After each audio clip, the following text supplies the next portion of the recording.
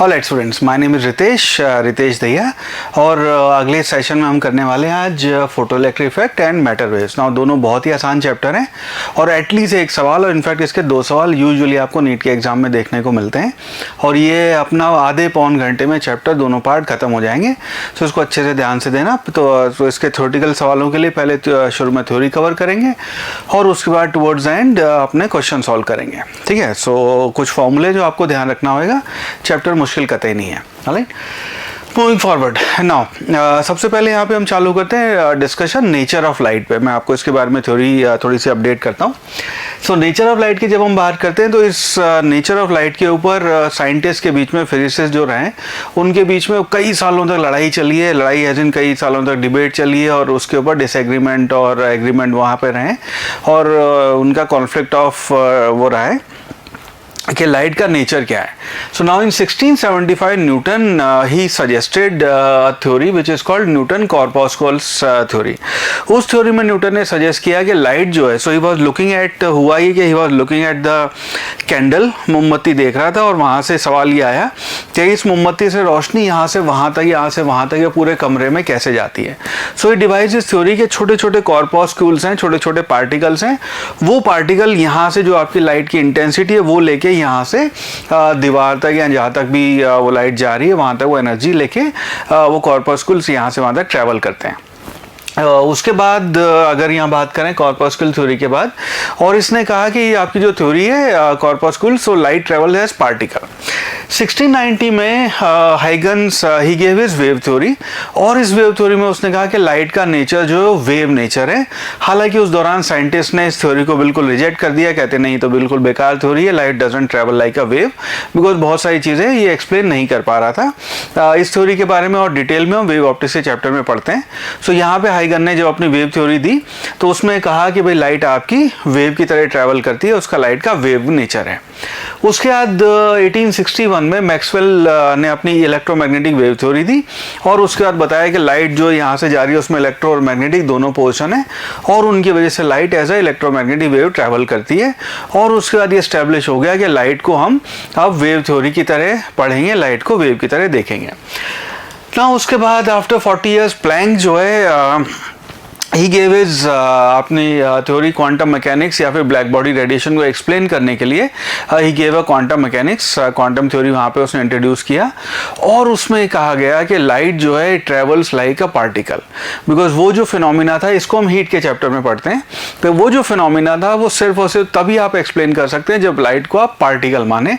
Again ये debate जो थी फिर इंटेंसीफाई हो गई कि लाइट जो है वो वेव है या पार्टिकल, बिकॉज ये वाली थ्योरी कह रही है वेव है, ये वाली थ्योरी कह रही है कि आपका वेव नेचर है और पार्टिकल नेचर है। Now in 1905 Einstein gave his famous photo electric effect, जिसके बारे में इस चैप्टर में हम पढ़ने वाले हैं। सो आइंस्टीन ने यहाँ पे अपने को फोटो इलेक्ट्रिक इफेक्ट दिया। अगेन इस फोटो इलेक्ट्रिक इफेक्ट को समझाने के लिए he use particle nature of light. तो इसके बाद फिर ये काफ़ी स्टैब्लिश होने लगा कि लाइट का नेचर जो पार्टिकल नेचर है और उसी से चीज़ें लोग एक्सप्लेन करने लगे। नाउ उसके बाद 1924 में there came a scientist, his name was de Broglie and in his PhD thesis he propose that light has a dual nature.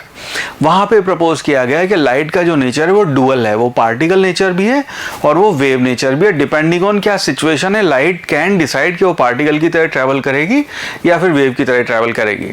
इनके बीच जो फर्क है, कब पार्टिकल है कब वेव है, इसको हम वेव ऑप्टिक्स में पढ़ेंगे। ठीक है, और उसके बाद 1927 में 2 साइंटिस्ट थे, डेविसन और गर्मर, दे डिड दिस एक्सपेरिमेंट जहाँ पे उन्होंने एक्चुअली प्रूव किया कि लाइट का जो dual nature de Broglie wavelength में या डी ब्रॉगली मैटर वेव्स में दिया गया वो एक्सपेरिमेंटली प्रूव हो सकता है और वो बात बिल्कुल सही है।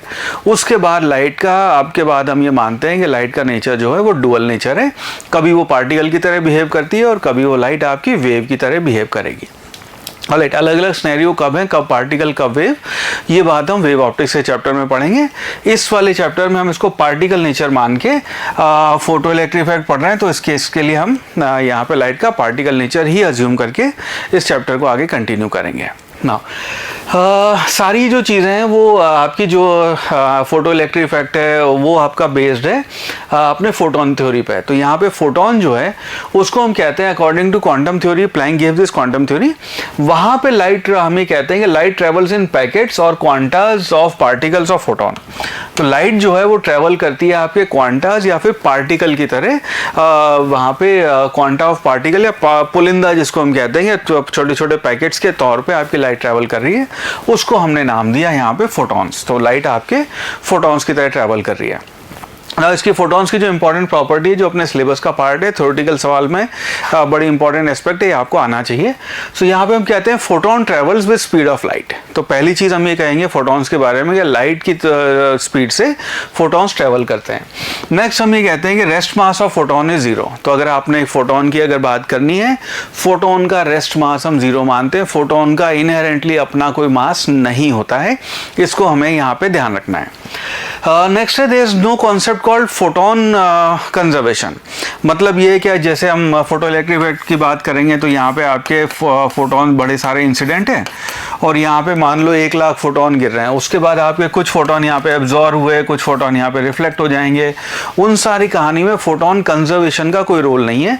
तो 1 लाख फोटोन आ रहे थे तो 80,000 गए तो 20,000 एब्जॉर्ब हुए, ऐसा कोई ज़रूरी नहीं है। आपके फोटोन है वो फोटोन एब्जॉर्ब भी हो सकते हैं और हो सकता है यहाँ से कुछ और फोटोन आपके रिलीज भी हो जाएं। सो हम यहाँ पे फोटोन कंजर्वेशन नाम की कोई क्वांटिटी नहीं बात करेंगे। राइट, नेक्स्ट इसके बाद करते हैं, हम ये कहते हैं all the photons of particular frequency और wavelength possess the same energy. तो जितने भी फोटोन है आपकी, अगर लैम्डा फिक्स्ड है या उसकी अगर फ्रीक्वेंसी फिक्स्ड है, तो क्योंकि उनकी स्पीड ऑफ लाइट जो है वो c है, उनकी स्पीड ऑफ लाइट है विच इज c, तो उस केस में सबकी हम एनर्जी को बराबर करेंगे irrespective of intensity of the radiation. तो रेडिएशन की इंटेंसिटी कोई भी, उससे कोई फर्क नहीं पड़ेगा। अगर वेवलेंथ फिक्स्ड है तो 6000 एंगस्ट्रॉम का जो फोटोन है, 4000 आपके एंगस्ट्रॉम का जो फोटोन ट्रैवल कर रहा है, वो उसकी सेम एनर्जी होगी 4500 फोटॉन्स की, जिनकी वेवलेंथ 4000 है। ये एक थ्योरी है, इसको मान के ही इसी बेसिस पे सारी चीज़ें हम एक्सप्लेन करेंगे। नेक्स्ट यहाँ बात करते हैं द इंक्रीज इन इंटेंसिटी। तो अगर हम जो अपना इंसिडेंट है, जैसे फॉर एग्जांपल ये आपकी फोटोन यहाँ पे इंसिडेंट हो रहे हैं और ये जो फोटोन यहाँ पे आके हिट कर रहे हैं आपकी मेटल प्लेट पे, तो इसका जो भी सोर्स है, उस सोर्स की अगर आप इंटेंसिटी इंक्रीज कर देंगे, उस केस में आपका this implies increase in number of photons crossing a given area पर सेकेंड। तो आपकी इंडिविजुअल फोटोन की एनर्जी इंक्रीज नहीं होगी। नेक्स्ट पार्ट ये है कि आपकी इंडिविजुअल एनर्जी इंक्रीज नहीं होगी, लेकिन उस केस में अगर आपने इंटेंसिटी इंक्रीज की है तो नंबर ऑफ फोटॉन जो उस एरिया को क्रॉस कर रहे हैं पर यूनिट सेकेंड, वो आपके बढ़ जाएंगे। अगर इंटेंसिटी डबल की है तो आपके डबल फोटॉन से जब उस एरिया को क्रॉस कर रहे हैं हर सेकंड में। राइट, एक चीज और यहाँ पे हम रे ऑप्टिक्स में जो बात करते हैं वही हम यहाँ यूज करेंगे। हम ये कहते हैं कि when light travels from one medium to another medium, उस केस में फ्रीक्वेंसी रिमेन सेम। तो आपकी फ्रीक्वेंसी एक मीडियम से दूसरे मीडियम जब लाइट जाती है, फ्रीक्वेंसी चेंज नहीं होगी, बिकॉज फ्रीक्वेंसी जो है वो आपके सोर्स का फंक्शन है। तो जिस भी सोर्स से आपकी लाइट आ रही है वो डिटरमाइन करता है कि उस सोर्स की जो फ्रीक्वेंसी है वही आपके वेव की यहाँ पे आपके लाइट की फ्रीक्वेंसी रहेगी। ठीक है, तो वो चेंज यहाँ पे हम नहीं करेंगे। ठीक है, इन चीज़ों, छोटी छोटी थ्योरेटिकल चीज़ें, इनका हमने ध्यान रखना है। आई होप ये चीज़ें आपको समझ में आई। For your notes if you want you can take screenshot. है, चलो अब आगे बढ़ते हैं। ठीक है, सो यहाँ पे हम फोटॉन्स के बारे में ये कहते हैं कि फोटॉन्स पोजेसेस अ मोमेंटम। तो जो भी आपका फोटॉन है उसका जो मोमेंटम देते हैं उसको हम लिखते हैं फोटॉन का momentum will be equal to h divided by lambda. Now h जो है ये आपका प्लैंक्स कांस्टेंट है। प्लैंक ने एक कांस्टेंट दिया जिसकी वैल्यू होती है 6.6 इंटू 10⁻34 जूल सेकेंड। ये प्लैंक कांस्टेंट आपको याद होना चाहिए और साथ के साथ इसकी यूनिट भी ध्यान रखना। ठीक है, तो प्लैंक्स कांस्टेंट की यूनिट जूल सेकेंड होगी। तो ये आपका कांस्टेंट है, ये आपकी वेवलेंथ है। नेक्स्ट यहाँ पे बात करते हैं फोटोन जो है उसकी एनर्जी जो होगी। तो एनर्जी को हम यहाँ पे लिखते हैं this will be equal to hc by lambda. तो अगर आपका कोई फोटोन है वो लैम्डा फ्रीक्वेंसी से ट्रैवल कर रहा है तो उसकी वैल्यू आपकी hc बाय लैम्डा होगी। और h आपका प्लैंक कांस्टेंट है, c आपका स्पीड ऑफ लाइट है और लैम्डा आपका वेवलेंथ है। इससे आपकी एनर्जी की वैल्यू आ जाएगी। नाउ यहाँ पे हम एक और बात करते हैं। हम ये कहते हैं कि अगर वैसे तो फोटोन का मास होता नहीं है, लेकिन हमसे कई बार सवाल ज़रूरत पड़ जाती है, हमसे कई बार ऐसे सवाल पूछे हुए हैं कि मान लो मान लो अगर फोटोन का मास होता तो कितना होता, है नहीं, पर मान लो अगर होता तो कितना होता।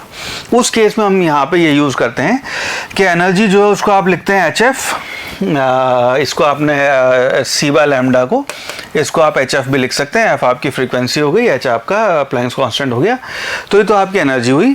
उसको जो आइंस्टीन की इक्वेशन थी mc², उसके बराबर कर देते हैं, तो इसका मतलब हो गया जो आपका m हो गया वो हो गया HF। मैं जानबूझ के म्यू का साइन इरेज करके उसको f लिख रहा हूँ, बिकॉज बहुत बार ऐसा होता है इसको हम v कहते हैं और टेढ़े वाले को म्यू कहते हैं, और ये फ्रीक्वेंसी होता है। अगर यहाँ पे नोट्स बनाते हुए गलत हो जाए या मैंने v लिखा और उसकी जगह आपको म्यू लगा तो गलती हो जाती है, तो उसकी जगह फ्रीक्वेंसी f ही यूज़ करना चाहिए। तो यहाँ जो इसकी वैल्यू आ जाएगी m की मास की, वो हो गई HF डिवाइडेड बाय c², या फिर आप h बाय c लैम्डा इसकी वैल्यू यूज़ कर सकते हैं। तो डायरेक्टली इसको यूज़ करके आप इक्विवेलेंट मास बता सकते हैं। होता नहीं है, पर यू कैन से कि अगर मास होता तो इतना होता। राइट, आई होप ये चीज़ आपको ध्यान रहेगी। नेक्स्ट इसके बाद बात करते हैं यहाँ पे इलेक्ट्रॉन वोल्ट, है ना। ऑलराइट, नाउ इलेक्ट्रॉन वोल्ट एक कॉन्सेप्ट है, इसको हम कई बार पूरे मॉडर्न फिजिक्स में कई बार यूज़ करते हैं, तो मैं इसको स्पेसिफिकली चाहता हूँ आपको ये बात पता हो कि इलेक्ट्रॉन वोल्ट है क्या चीज़। नाउ हम ये कहते हैं कि मान लीजिए आपका कोई एक चार्ज है, आपने इस तरह का सिस्टम बनाया कि ये आपकी चैम्बर है, ये आपका वैक्यूम है, और यहाँ पे आपने इसके अक्रॉस बैटरी ऐसे कनेक्ट कर दी, तो ये आपकी V वोल्ट की बैटरी आपने यहाँ पे लगा दी। अब यहाँ पे एक छोटा सा चार्ज है जिसकी वैल्यू है मान लीजिए Q, और क्योंकि आपने पोटेंशियल लगाया हुआ तो यहाँ पोटेंशियल V हो जाएगा, यहाँ पोटेंशियल 0 हो जाएगा। अब इस चार्ज को जब आपने बैटरी को ऑन किया, इस चार्ज को आपने यहाँ से दौड़ाना शुरू किया, तो चार्ज आपका इस हायर पोटेंशियल से लोअर पोटेंशियल की तरफ भागेगा और इसके अंदर आपकी एनर्जी आ जाएगी। So energy that will be equal to, हम देंगे हाफ mv²। नाउ ये आपकी जो हाफ mv² आएगी एनर्जी, इसको यहाँ लिख लेते हैं। सो आपकी एनर्जी हो गई हाफ mv²। नाउ ये आपकी इसके अंदर काइनेटिक एनर्जी आ जाएगी। ये kinetic energy this will be equal to आपका Q charge multiplied by V। ये हमने करंट इलेक्ट्रिसिटी के चैप्टर में पढ़ा है कि अगर आप एक Q चार्ज को V वोल्टेज देते हैं तो उसकी इलेक्ट्रिक फील्ड आती है, एक्सेलेरेशन आता है वगैरह वगैरह, और ये उसका वर्क डन हो जाएगा उसके ऊपर। तो आपकी जो एनर्जी आई वो आपके वर्क डन के बराबर हो जाएगी। सो जो एनर्जी आई वो आपकी QV हो जाएगी। नाउ हम यहाँ पे एक नई डेफिनेशन डिफाइन करते हैं, बिकॉज अगर जो हमने इससे पहले E को लिखा था हमने E is equal to HC by lambda, ना इसको जब हम कैलकुलेट करेंगे तो वैल्यू आएगी जूल में। जूल अगर अपने सब एटॉमिक पार्टिकल इलेक्ट्रॉन, प्रोटॉन और आपके अल्फा पार्टिकल के दुनिया में जाएंगे तो जूल आपकी बहुत ज़्यादा एनर्जी है, एक आपके उस सब एटॉमिक पार्टिकल के पास उतनी एनर्जी होती नहीं है। तो उसको हम यहाँ पे कन्वर्ट करते हैं एनर्जी के एक और यूनिट में जिसको हम कहते हैं इलेक्ट्रॉन वोल्ट। तो इलेक्ट्रॉन वोल्ट में इसको हम कन्वर्ट करेंगे। तो इलेक्ट्रॉन वोल्ट है क्या? Energy gained by an electron when it is accelerated through a potential difference of 1 volt. तो अगर आपने यहाँ पे ये चार्ज हो गया आपका E और ये V हो गया आपका 1, तो अगर आपने एक इलेक्ट्रॉन को 1 वोल्ट सप्लाई किया है तो जो उसके अंदर काइनेटिक एनर्जी आएगी उसकी वैल्यू होगी 1 इलेक्ट्रॉन वोल्ट। तो एनर्जी की वैल्यू हो गई आपकी इतने जूल। ये इलेक्ट्रॉन का चार्ज मल्टीप्लाइड बाय आपका V1 हो गया, तो electron volt is equal to 1.6 into 10⁻⁻19 joule. NEET के आपके एक एग्जाम में सिर्फ ये सवाल पूछा हुआ है 1 electron volt is equal to how many joules. ये आपको बात पता होनी चाहिए, इसलिए मैंने यहाँ पे इसको अच्छे से कवर किया है। नेक्स्ट यहाँ पे बात करते हैं, हमने जो एनर्जी देखी इसको हमने कहा कि भाई एनर्जी तो होती है अपनी HC by lambda, very nice, पर ये वैल्यू है जूल में। जूल यहाँ पे बहुत बड़ी एनर्जी है, उसको हमें कन्वर्ट करना पड़ेगा इलेक्ट्रॉन वोल्ट में। इलेक्ट्रॉन वोल्ट में कन्वर्ट करने के लिए हम इसको लिखते हैं E is equal to HC divided by lambda multiplied by आपका E आपका इलेक्ट्रॉन का चार्ज हो गया। अब ऐसे करके ये वैल्यू इलेक्ट्रॉन वोल्ट में आ जाएगी। नाउ H की वैल्यू होती है 6.6 इंटू 10⁻34, C हो जाएगा आपका 3 इंटू 10⁸, डिवाइडेड बाय E आएगा 1.6 इंटू 10⁻19। नाउ इस सब को अगर आप हर बार एग्जाम में कैलकुलेट करने लगेंगे तो आपका टाइम बहुत वेस्ट होएगा। इसको हम पहले कैलकुलेट करके रख लेते हैं, और कैलकुलेट करके हमने देखा कि इसको जब हम कैलकुलेट करते हैं इसकी वैल्यू आई थी 12400, यानी कि आपकी E की वैल्यू आप इलेक्ट्रॉन वोल्ट में अगर निकालना चाह रहे हैं एनर्जी की वैल्यू, उसको आप डायरेक्टली ये कर सकते हैं 12400 डिवाइडेड बाय लैम्डा। पर ये ध्यान रखना है लैम्डा आपका एंगस्ट्रॉम में है, तो अगर मैं आपसे पूछूंगा 6000 एंगस्ट्रॉम की अगर लैम्डा की वैल्यू है, एनर्जी क्या होगी, तो उस केस में energy will be equal to 12400 divided by 6000, ये आपकी इलेक्ट्रॉन वोल्ट में एनर्जी आ जाएगी। तो इतने इलेक्ट्रॉन वोल्ट आपकी एनर्जी हो गई उस वाले पार्टिकल की जिसकी लैम्डा 6000 है। That's it. So this will give you rough idea, ठीक है, ये आपकी एनर्जी की इससे वैल्यू आ जाएगी। आई होप ये चीज़ आपको क्लियर हुई। नेक्स्ट यहाँ पे हम बड़ी इंपॉर्टेंट बात है, इसको वो करते हैं, इसको कहते हैं नंबर ऑफ एमिटेड फोटॉन्स। तो अगर आपके फोटॉन्स है, अगर आपका कोई सोर्स है, उसकी हमें पावर दी हुई है, तो अक्सर आपके इस तरह के सवाल आते हैं नीट में, आपसे सवाल पूछा हुआ है कि मान लीजिए कोई सोर्स है जिससे आपके फोटोन, ऐसे ही आपका सोर्स है, लाइट उससे बाहर आ रही है, उस सोर्स की पावर P है, राइट। हमें बताना है कि कितने फोटोन आपके पर सेकंड वहाँ से रिलीज हो रहे हैं। तो उस केस में अगर अपने को पावर P दी हुई है और हमें ये पता है ना, वो बताना है कितने फोटोन आ रहे हैं, तो इसको हम यहाँ पे डायरेक्ट लिख सकते हैं, पर सेकंड कितने फोटोन रिलीज हो रहे हैं उसको हम लिख सकते हैं आपके number of photon will be equal to total power divided by आपका एनर्जी ऑफ वन फोटोन। तो एक फोटोन की एनर्जी अगर आप पावर से डिवाइड कर देंगे तो कितने फोटॉन्स आपके टोटल निकल रहे हैं पर सेकंड, वो उसकी वैल्यू आपको यहाँ पे मिल जाएगी, ठीक है। सो यहाँ पे n इज इक्वल टू, ये फॉर्मूला आपने ध्यान रखना है, n is equal to P by E करके यहाँ पे आपकी वैल्यू आ जाएगी। पर सेकंड कितने वो निकल रहे हैं, अगर पूछा जाए 5 सेकंड में कितने निकल रहे हैं, 1 मिनट में कितना निकल रहा है, इसको आप फिर मल्टीप्लाइड बाय टाइम से आप मल्टीप्लाई कर देंगे। तो 1 सेकंड में तो इतना है, पूछा जाए 60 सेकंड में कितना निकल रहा है, 60 से हम इसे मल्टीप्लाई कर लेंगे, ठीक है। इसी में E की वैल्यू आप रखेंगे तो E को आप HF रख सकते हैं या फिर HC बाय लैम्डा रख सकते हैं। तो ये आपके सारे फॉर्मूले नंबर ऑफ फोटॉन्स के बन जाते हैं। तो डायरेक्ट जब ये सवाल पूछा जाए इस फॉर्मूले को आपने ध्यान रखना है, ठीक है। चलो नेक्स्ट बात करते हैं इंटेंसिटी ऑफ लाइट की। नाउ इंटेंसिटी है, इंटेंसिटी को हम डिफाइन करते हैं energy crossing per unit area normally per second, that is called intensity of light. तो अगर आपकी कोई मान लीजिए सरफेस है, इस सरफेस पे किसी एक सोर्स से लाइट आ रही है, तो यहाँ पे आपका कोई सोर्स रखा हुआ है, वहाँ से आपकी लाइट गिर रही है, हम कहते हैं इसकी इंटेंसिटी क्या होगी। इंटेंसिटी को हम डिफाइन करते हैं एनर्जी या फिर आप कह सकते हैं पावर पर यूनिट एरिया। तो आपकी अगर पावर डिफाइंड है इसकी कि इतने पावर का आपका बल्ब है, इतने पावर वोल्टेज का आपको बल्ब दे रखा है, डिवाइडेड बाय एरिया कर देंगे, उससे आपकी टोटल इंटेंसिटी आ जाएगी। और एक चीज़ और ध्यान रखना है, इसको अगर हम वेव्स के चैप्टर में पढ़ चुके हैं, कई जगह और हम बात कर चुके हैं कि अगर मान लीजिए आपका सोर्स है, इस सोर्स से अगर आपकी लाइट एमिट हो रही है और मुझे पूछा जाए कि ये बताओ R1 के डिस्टेंस पे और मान लीजिए R2 के डिस्टेंस पे हमें कितनी इंटेंसिटी इससे देखने को मिलेगी। सो उस केस में आपकी जो इंटेंसिटी होती है that is proportional to 1/r²। ये वाली बात हम करते हैं पॉइंट सोर्स के लिए। तो अगर आपका पॉइंट सोर्स है, पॉइंट सोर्स के लिए आपकी इंटेंसिटी r² से वेरी करती है। और अगर आपका लाइन सोर्स होता है, इसको हम वेव्स के चैप्टर में कवर कर चुके हैं, तो अगर आपका लाइन सोर्स है उससे इंटेंसिटी आपकी I जो है वो 1/r के प्रोपोर्शनल होगी, ठीक है। तो ये आपका इंटेंसिटी 1/r² से वेरी करेगी। तो इसको बस ये ध्यान रखना है, यहाँ पे ये मिस हो गया है, इसके पीछे चला गया, तो 1/r² है, ठीक है। So it's given by 1/r²। तो आपसे नीट में सवाल पूछा हुआ है कि 2 सोर्स हैं, आपका 1 मीटर पे जो इंटेंसिटी आ रही है वही आपकी 4 मीटर पे जाके कितनी हो जाएगी, 4 मीटर पे जाके 1/4² की वजह से 1/16 हो जाएगी। सो 1/16 का रेशो आ जाएगा वहाँ पे, ठीक है। तो इस तरह के सिंपल रेशो के सवाल आते हैं अपने को, है। चलो आगे मूव करते हैं। हाल चलो अब समझते हैं अपना फोटो इलेक्ट्रिक इफेक्ट है क्या चीज़, ठीक है। सो क्यों इसकी कहानी कर रखी है और एक्चुअली है क्या चीज़। नो, इसको ऐसे देखना है कि फोटो इलेक्ट्रिक इफेक्ट जो उसकी डेफिनेशन है, सिनेरियो क्या, उसको मैं पहले बता देता हूँ क्या है।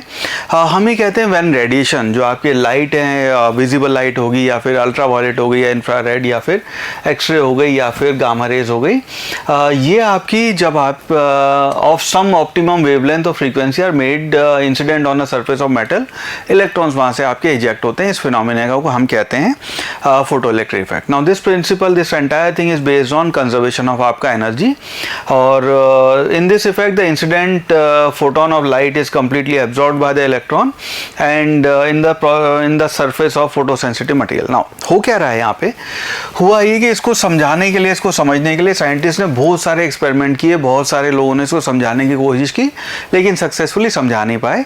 1905 में Albert Einstein he was able to successfully successfully actually इसको समझाने के लिए जो जो एजम्पशन लिए, जो जो थ्योरी डेवलप की, उसके बेसिस पे वो एक्चुअली समझा पाया कि एक्चुअली फोटो इलेक्ट्रिक इफेक्ट में हो क्या रहा है। ना व्हाट इज हैपनिंग इज कि अगर आपने मान लीजिए यहाँ पे एक बल्ब लिया 100 वाट का, ठीक है, और यहाँ पे आपने जब बल्ब लिया उसके बाद हमने देखा यहाँ पे नो इलेक्ट्रॉन्स एमिटेड, इलेक्ट्रॉन का एमिशन यहाँ पे नहीं हुआ, ठीक है। उसके बाद हमने कहा कि अच्छा 100 वाट के बल्ब से नहीं हुआ तो हम एक काम करते हैं, हम अगला सिनेरियो बनाया हमने, यहाँ पे हम 200 वाट का बल्ब ले आए, ठीक है, उस पे भी आपके इलेक्ट्रॉन का एमिशन नहीं हुआ, ठीक है।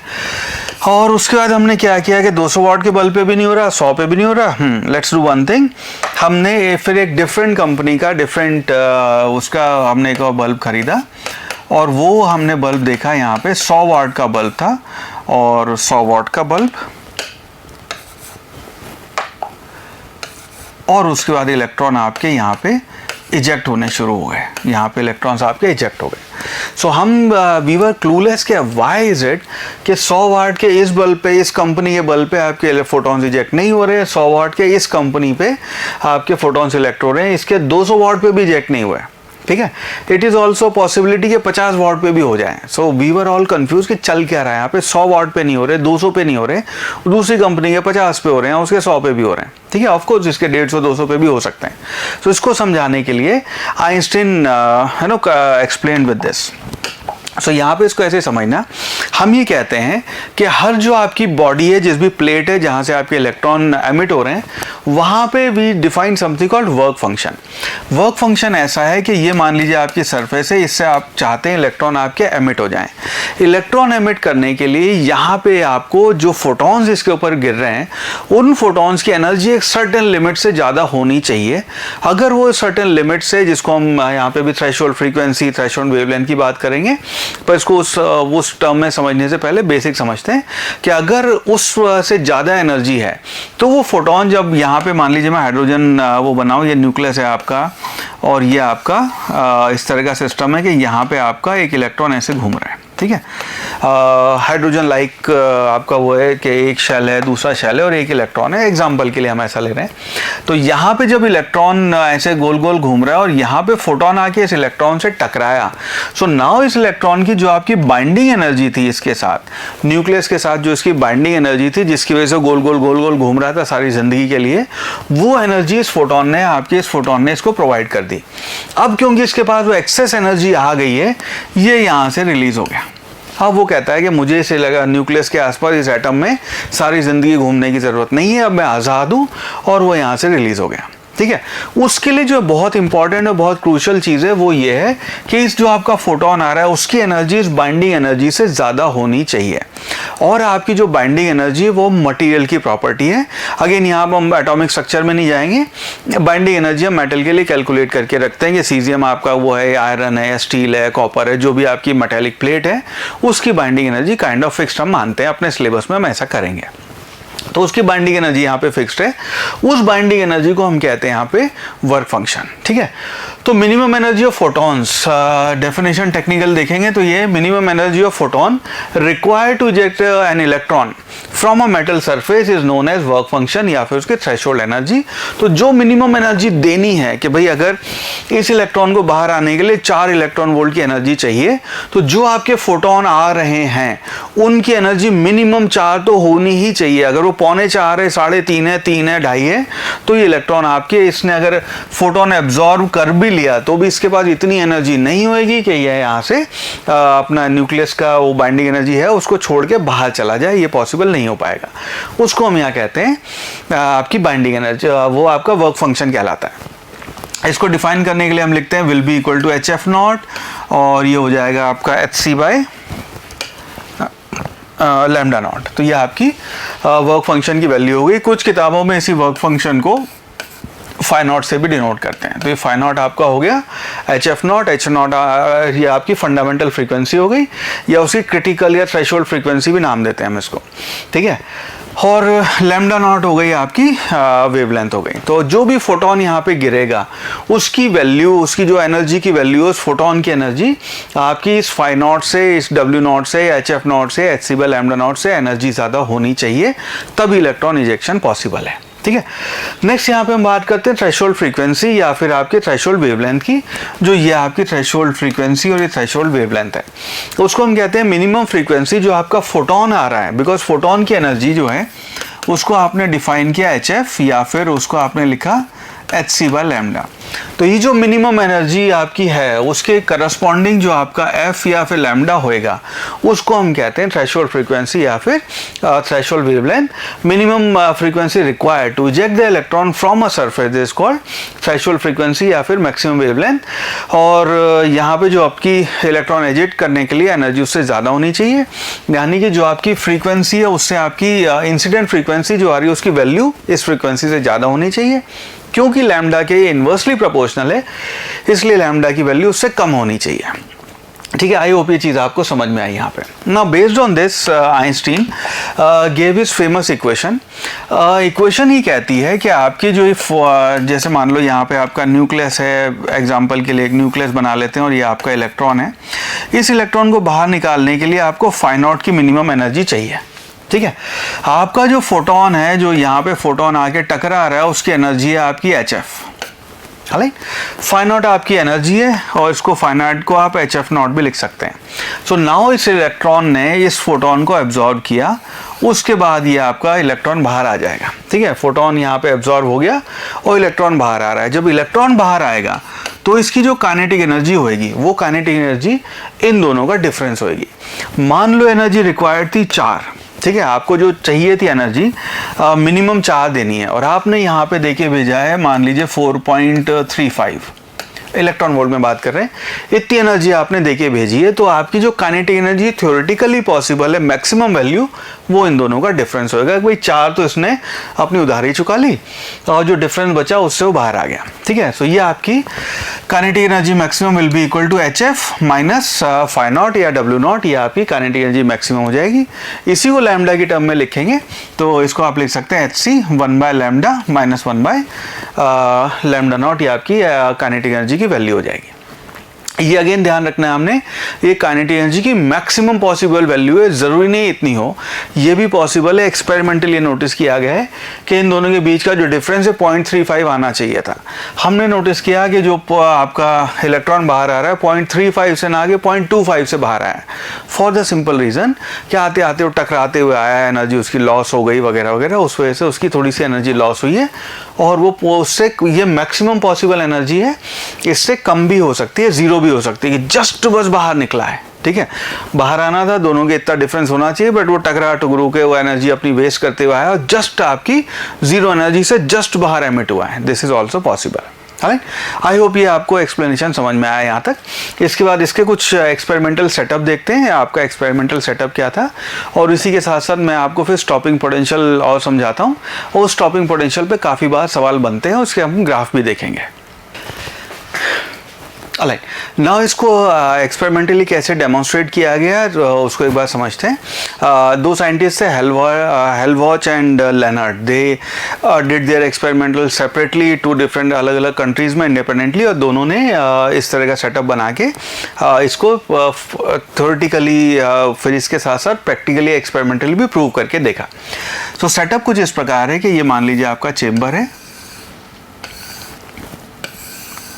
और ये आपकी मेटल प्लेट है, इस मेटल प्लेट से आपके इलेक्ट्रॉन इजेक्ट होने हैं, और यहाँ पे आपकी लाइट मान लीजिए ऐसे करके लाइट इस पे आ रही है।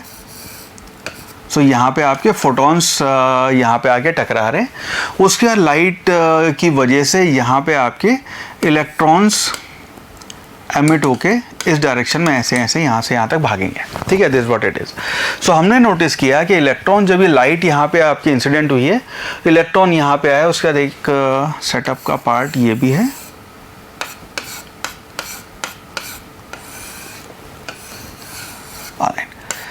ये आपकी V की वैल्यू है, ये अब एक्सटर्नल बैटरी लगा रखी है हमने यहाँ पे। नाउ ये आपका सेटअप कुछ ऐसा है कि हमने इस V की वैल्यू शुरू में 0 रखी, ठीक है, 0 रखी मतलब हमने बस ये नोटिस किया कि इलेक्ट्रॉन यहाँ से वहाँ तक जा रहे हैं, हमने कोई एक्सटर्नल इसको सपोर्ट नहीं किया या अपोज नहीं किया। और इसी के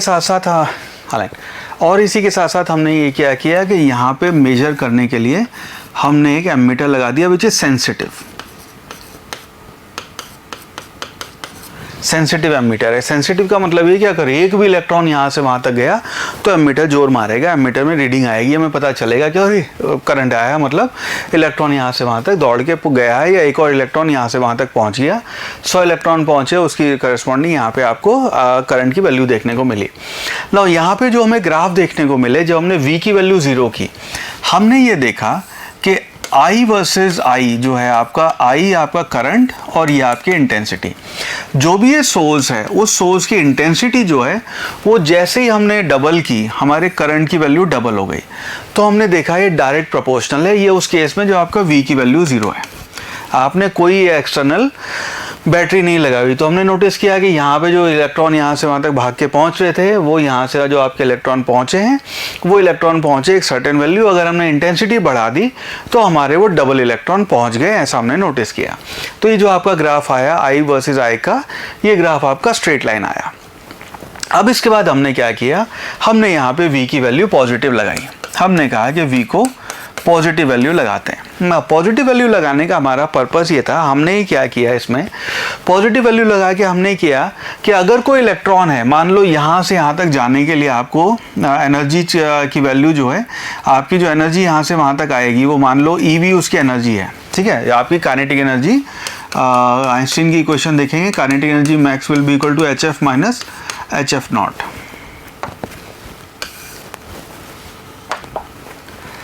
HF माइनस HF नॉट, ये आपकी काइनेटिक एनर्जी मैक्सिमम वैल्यू आएगी। नाउ यहाँ से यहाँ तक जाने के लिए कुछ वर्क डन की ज़रूरत है, और जो आपका वर्क डन है वो मान लो 1 जूल या 1 इलेक्ट्रॉन वोल्ट या 1.5 इलेक्ट्रॉन वोल्ट है। कोई आपका इलेक्ट्रॉन ये पॉसिबल है कि यहाँ से निकला तो सही, लेकिन यहाँ तक नहीं पहुँचा। अब वो क्योंकि यहाँ तक नहीं पहुँचा तो उसकी वजह से करंट नहीं आएगा। हमने कहा कि अब हम V की वैल्यू पॉजिटिव लगाएंगे। इसका मतलब ये है कि इसको हमने कैथोड बना दिया, इसको हमने एनोड बना दिया। ये आपका नेगेटिवली चार्ज, ये आपका पॉजिटिवली चार्ज। इलेक्ट्रॉन जो एक यहाँ से एमिट हो गया है, वो हर इलेक्ट्रॉन यहाँ से वहाँ तक पहुँचेगा। वी विल मेक श्योर कि आपका हर इलेक्ट्रॉन यहाँ से वहाँ तक पहुँचे। अब उसके बाद हमने इसको प्लॉट किया। हमने जब इसको प्लॉट किया, हमने यहाँ पे देखा जो करंट है और जो आपका V है उसको हमने प्लॉट किया। तो पॉजिटिव वैल्यू के लिए मान लीजिए पहले जो V की वैल्यू 0 थी तो आपका I नॉट ये करंट की वैल्यू आ रही थी, आपका करंट इतना आया। अब जब हमने V की वैल्यू बढ़ाई, उस केस में करंट आपका इंक्रीज हुआ और ये करंट आपका इस तरह जाके यहाँ पे ये इंक्रीज हो गया और इसकी एक मैक्सिमम वैल्यू हो गई I मैक्सिमम। इस I मैक्सिमम को हम बोलते हैं सैचुरेशन करंट। सैचुरेशन करंट का मतलब ये है कि इस पर्टिकुलर इंटेंसिटी के लिए जितने मैक्सिमम इलेक्ट्रॉन आपके एमिट हो सकते थे वो सारे एमिट हुए और उसको यहाँ से वहाँ तक हमने सबको पहुँचा दिया। उससे ज़्यादा की गुंजाइश नहीं है। तो आपका करंट जो है वो उससे ज़्यादा पॉसिबल नहीं है, बिकॉज ये करंट आपका इस बैटरी की वजह से नहीं हो रहा है। ये आपका करंट इलेक्ट्रिसिटी का चैप्टर नहीं कि बैटरी लगाई, रेजिस्टेंस है, उसकी वजह से करंट आ रहा है। नहीं, करंट आ रहा है आपके इलेक्ट्रॉन के यहाँ से वहाँ तक जाने की वजह से। तो आपकी एक I मैक्सिमम की वैल्यू आ गई, इसको बोलते हैं हम सैचुरेशन करंट। तो वो आपकी मैक्सिमम वैल्यू हो गई, सैचुरेशन करंट की वैल्यू हो गई। तो ये करंट हमने नोटिस किया कि हमने जैसे इंटेंसिटी बढ़ाई, इसके अलग अलग वेरिएशन ऑफ ग्राफ मिलेंगे, वो मैं थोड़ी देर में कवर करता हूँ कि हमने इंटेंसिटी बढ़ाई तो क्या होएगा, V1 V2 रखा तो क्या होएगा। बट ये पॉजिटिव इफेक्ट अपने को यहाँ पे समझ में आया। राइट, इसके बाद हमने क्या किया, फुर्सत थी करने को, एक्सपेरिमेंट बहुत टाइम था अपने पास। हमने इस बार इस V को, मैं रेड कलर यूज कर रहा हूँ, उल्टा लगाया। उल्टा लगाने का मतलब ये है कि इस बार V जो हुआ वो नेगेटिव वाला हो गया। इस वजह से ये आपका एनोड हो गया, ये आपका कैथोड हो गया। ठीक है।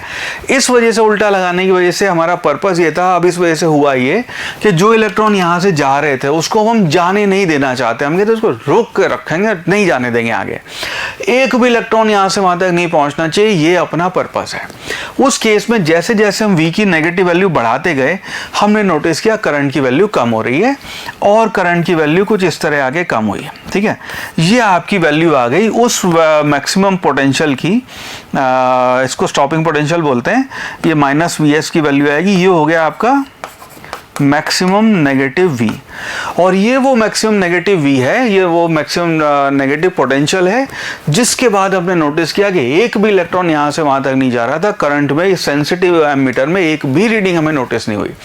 इसका मतलब ये है कि जो आपकी मैक्सिमम काइनेटिक एनर्जी से पार्टिकल बाहर आ रहा था, जो आपकी मैक्सिमम पॉसिबल वैल्यू थी, वो हमने पता कर ली कि कितनी है, कि एक जो महारथी सारी एनर्जी लेके वापस आ रहा, बाहर निकल के आ रहा था, उसको भी रोक लिया जिसकी हाईएस्ट एनर्जी थी, वो भी आके इसके बाद आगे नहीं बढ़ा है।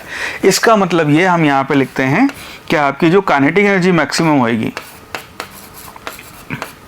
That will be equal to, हम लिखते हैं EVS, और Vs आपका स्टॉपिंग पोटेंशियल है। इसके ऊपर डायरेक्ट सवाल पूछे जाते हैं तो इसको ध्यान रखना है। तो कई बार सवाल हमें दिया जाता है कि स्टॉपिंग पोटेंशियल की क्या वैल्यू होगी अगर मैक्सिमम काइनेटिक एनर्जी इतना है, या हमें HF और HF नॉट की वैल्यू देके ये पूछते हैं स्टॉपिंग पोटेंशियल बताओ। तो इस केस में काइनेटिक एनर्जी मैक्सिमम को यहाँ रख के E से डिवाइड करके आपकी स्टॉपिंग पोटेंशियल की वैल्यू आ जाएगी। तो बहुत ही सिंपल सा कॉन्सेप्ट है। पहले हमने क्या किया है, रिवाइज करवाता हूँ आपको। पहले हमने क्या किया, बैटरी 0 रखी, 0 रखी तो हमने नोटिस किया कि जैसे हमने इंटेंसिटी बढ़ाई करंट अपना उसी रेशो में बढ़ा। उसके बाद हमने लगाई इस बार पॉजिटिव बैटरी। पॉजिटिव बैटरी लगा के हमने करंट नोटिस किया, इंटेंसिटी को जो आपका सोर्स था उसको चेंज नहीं किया हमने। उसके बाद हमने क्या किया, इसकी वैल्यू पॉजिटिव की, हमने नोटिस किया करंट धीरे धीरे धीरे बढ़ा और एक मैक्सिमम वैल्यू के बाद जाके सैचुरेट हो गया, उसके बाद वो नहीं बढ़ा। दैट मीन्स वहाँ पे आपकी साई मैक्स की वैल्यू आ गई, इससे ज़्यादा इस इंटेंसिटी के लिए करंट पॉसिबल नहीं है। उसके बाद हमने लगाई उल्टी बैटरी। उल्टी बैटरी जो हमने ऐसे करके यहाँ पे इसको ऐसे कनेक्ट किया था इस एमीटर के साथ, उसके बाद हमने नोटिस किया कि जो करंट है उसको हमने जाने नहीं देना है। हमने नोटिस किया कि एक मैक्सिमम वैल्यू आई, आपकी नेगेटिव वैल्यू आएगी, उस मैक्सिमम वैल्यू के बाद आपका करंट फ्लो होना बंद हो गया, उसको हमने नाम दिया stopping potential. So this is called stopping potential. Alright,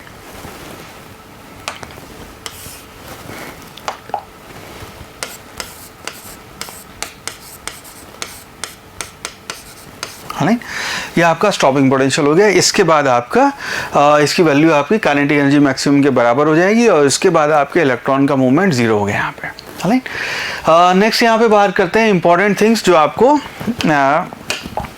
photo electric जो अपना एक्सपेरिमेंट था उसके बारे में पता होने की ज़रूरत है। थ्योरेटिकल सवाल बनते हैं इसके ऊपर।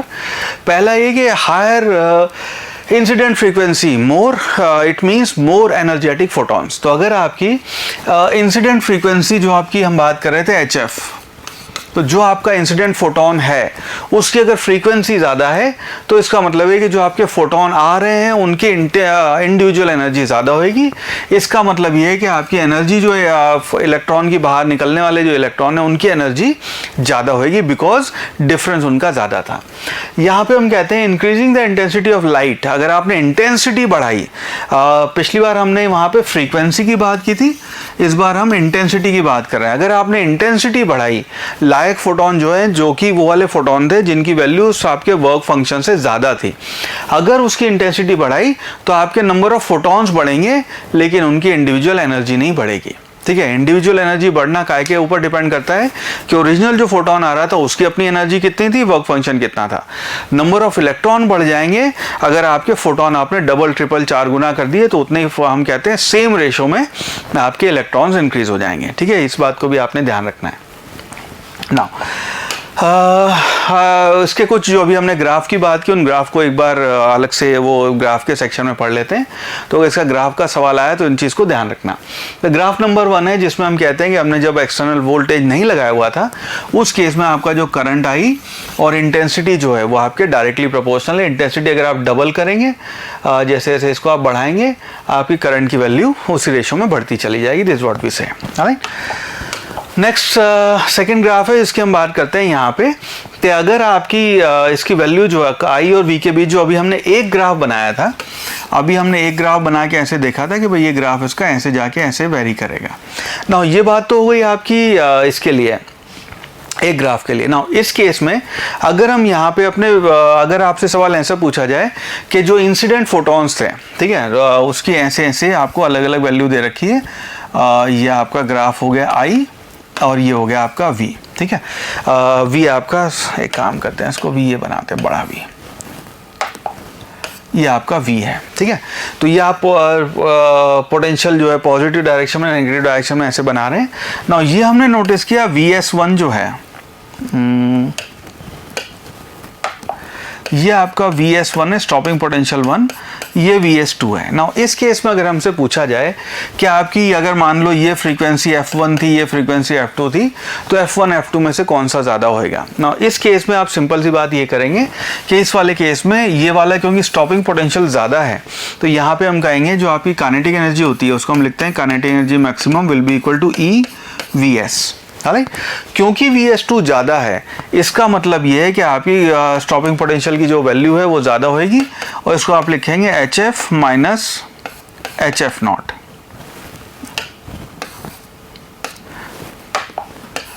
HF माइनस HF नॉट, इसका मतलब है कि उसकी फ्रीक्वेंसी भी, अगर ये Vs ज़्यादा हो गया 1 के लिए या इस एग्जांपल में 2 के लिए ज़्यादा है, तो उसका मतलब ये आपकी 2 की फ्रीक्वेंसी की वैल्यू भी ज़्यादा हो जाएगी। This what this graph depicts, ठीक है। सो इसकी चीज़ को आपने ध्यान रखना है। नेक्स्ट ग्राफ की यहाँ पे बात करते हैं। वो ग्राफ है आपका, तीन अलग अलग इंटेंसिटी के लिए अगर हमें ग्राफ बना दिया, सो ये आपका जो ग्राफ बना था तीनों का स्टॉपिंग पोटेंशियल आपका सेम है, लेकिन आपके ग्राफ जो ऐसे ऐसे करके जा रहे हैं, इसकी इंटेंसिटी I1 है, I2 है और I3 है। तो तीन अलग अलग इंटेंसिटी के लिए हमें कहा गया ये ग्राफ है, बताओ I1 I2 I3 में कौन ज़्यादा होएगा। क्योंकि आपके मैक्सिमम जो सैचुरेशन वैल्यू है करंट की, उसकी वैल्यू I3 के लिए ज़्यादा है, इसका मतलब है कि I3 जो है वो आपका I1 I2 से ज़्यादा होएगा। So we will say I3 will be greater than I2 will be greater than I1। तो इंटेंसिटी ज़्यादा है तभी उसका करंट की ज़्यादा वैल्यू होगी, बिकॉज करंट और इंटेंसिटी डायरेक्टली प्रोपोर्शनल है, ठीक है। नेक्स्ट ये ग्राफ है आपका लीनियर स्लोप वाला ग्राफ है। ये अगेन आइंस्टीन की इक्वेशन पे ग्राफ बना हुआ है, इसको हम कहते हैं kinetic energy maximum will be equal to HF minus HF naught. Now इसको अगर हम देखेंगे काइनेटिक एनर्जी और फ्रीक्वेंसी, इसको अगर हम दो वेरिएबल माने, तो ये आपका ग्राफ बन गया y is equal to mx minus C का। ना mx माइनस सी का हमने ग्राफ थ्योरी में ग्राफ पढ़ा हुआ है। इसका जो ग्राफ बनेगा वो आएगा, स्लोप आपका पॉजिटिव है, इंटरसेप्ट नेगेटिव है, तो इस तरह करके आपका ग्राफ आएगा। ना ये जो वैल्यू है आपकी, ये जो वैल्यू यहाँ पे कट कर रही है, ये वैल्यू आपकी डिटरमाइन करती है ये, और ये आपका है वर्क फंक्शन, इसको फाई नॉट या फिर W नॉट भी कहते हैं। तो जहाँ पे भी ये इंटरसेप्ट कर रहा है, इसको आप कहेंगे ये इसका वर्क फंक्शन है। मिनिमम इतनी एनर्जी तो चाहिए ही चाहिए आपके इलेक्ट्रॉन को इजेक्ट करने के लिए। सो इसकी वैल्यू ये हो जाएगी। इस एक्सिस पे आपका काइनेटिक एनर्जी है और यहाँ पे फ्रीक्वेंसी है, तो ये आपकी इसकी ये वाली वैल्यू फाई नॉट हो जाएगी, या W नॉट जो भी आप यूज़ करते हैं, ये उसकी वैल्यू हो जाएगी। Now that's what this graph says, ठीक है।